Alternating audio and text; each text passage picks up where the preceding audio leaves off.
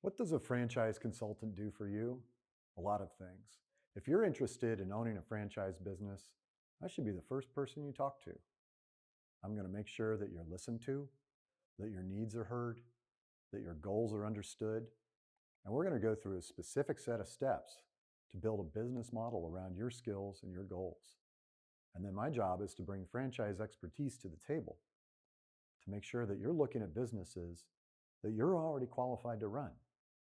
And then it's simply a matter of finding the one that is the best fit for your skills and your goals. And I'll give you all the frameworks to ask the right questions of the right people. I'll make all the introductions.